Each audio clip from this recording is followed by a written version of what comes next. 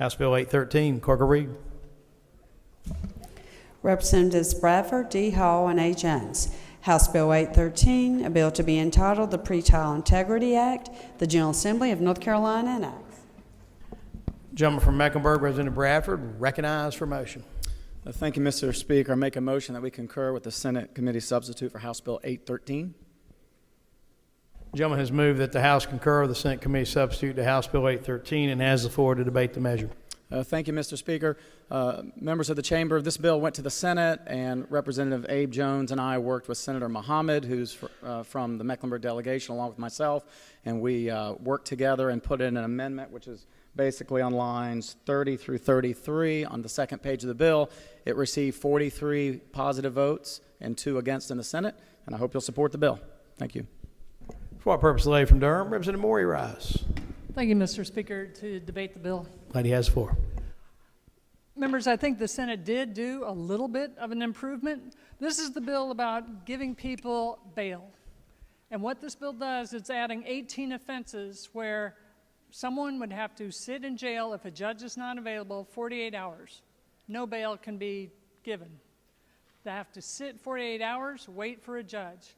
The other part of the bill is if someone's out on pretrial, on a misdemeanor, on a trespass, and then picks up maybe the next day another trespass, a sentence that they couldn't even have active jail time, they'll have to be sitting in jail for 48 hours without any bail being set.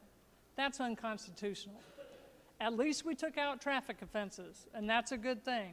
But to have 18 felonies, someone comes in, our Constitution says you are presumed innocent. You are not punished before a hearing or a trial. This is punishment because it says no matter what, I'll set $1 million bond. You probably can't make it, but you don't even get a bond to be set. This bill came up because of a mistake in Mecklenburg when a magistrate set a bond that was way too low. That's acknowledged. Let's train the magistrates accordingly. But do not deny people their fundamental right to bail unless it's a capital offense or it's a domestic violence offense for a cooling off. Please reject this bill. Thank you. For what purpose, gentleman from Wake, Representative Jones, rise. Speak to the bill. The gentleman has the floor. I just want to explain to the body why I'm supporting this bill. Now, I spend much of my time outside this chamber defending defendants. A lot of them young black men, a lot of them teenage black boys. So I have a heart for it. But this is what I do know too. I know when you deal with a young person, you have to give them incentives. Incentives to do right and disincentives to do wrong.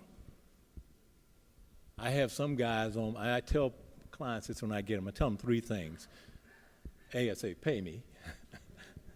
2, I say, don't do anything new while I got your case. Okay? Don't do anything new while I got your case. I'm trying to help you. If you keep digging a hole, you hurting my job. I'm a pretty good lawyer, but I can't help you if you don't stop. Just stop. And the other thing I tell them is, keep your mouth shut. Stop talking. I'm a defense attorney. So there are a lot of young kids that will go the right way if we lead them the right way. There are other kids that won't do it until you bump them around a little bit, the system, until they decide one day that's not the way to go. I don't think this bill is going to hurt young black boys. I think it's going to help a lot of young black boys. I wouldn't stand in here and say that if I didn't believe it. But I do this every day, virtually. And so I'm saying that there should be incentive for our young men, young boys, soon to be young men, to do right, and disincentive to do wrong. It's that simple to me. So I'd appreciate support for the bill. Thank you. For what purpose, gentleman from Guilford, Representative Quick, rise. To debate the bill. The gentleman has the floor. Thank you, Mr. Speaker. Ladies and gentlemen, the Constitution of the United States of America has to mean something. As Representative Morey said, you are not punished before adjudication. You are not punished before you are found guilty. One of the basic premises of our country is innocent until proven guilty. The disincentive for people to not do wrong cannot be that we tear up the Constitution in their face. And if incarceration worked, if mass incarceration worked, the United States would be the safest country on earth. Our jails are full, and yet we find ourselves still not as safe as we would like to be. And then let me ask those who are in law enforcement, if we support this bill and we put people in jail for 48 hours, who's going to be responsible for their supervision? In just about every county in this state, our sheriffs and those who are responsible for our jails are saying they need more help. They need more staff. They need more people to help supervise the people that they have in there. But now with this bill, we'll be saying, here's a bunch more people who have not yet had their trial, and you're going to need to watch over them and the fact that you're understaffed. I sympathize with Representative Jones' argument, but I also am a strong advocate that the Constitution of the United States has to mean something. And it doesn't mean something for some of us, it means something for all of us. Innocent until proven guilty. I ask you to vote no on this bill. For what purpose, gentleman from Wake? Representative John Rice. Debate the bill. Gentleman has the floor. Thank you, Mr. Speaker. Very briefly, members, this is the first bill I can remember that the two former judges, other than myself, have disagreed. So I felt an obligation to break the tie. Representative Moore is right. This bill is unconstitutional. Thank you, Mr. Speaker. For what purpose, gentleman from Mecklenburg, Representative Bradford Rice.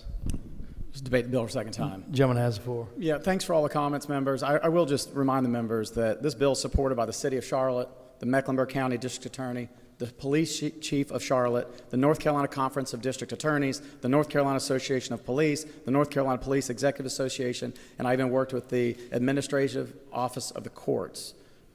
This 48-hour time, it's up to 48 hours. Many of the judges get to it well before 48 hours. It is not a mandatory hold by any way. It had 43 votes in the Senate. I hope you'll vote yes. Question before the House is the adoption of the motion to concur with the Senate Committee substitute to House Bill 813. Those in favor will vote aye. Those opposed will vote no. The clerk will open the vote.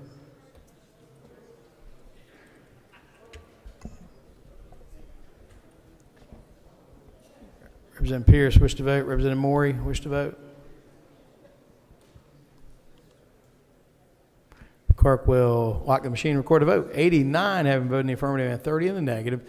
The House does concur with the Senate Committee substitute to House Bill 813. Bills ordered and enrolled and sent to the governor by special messenger.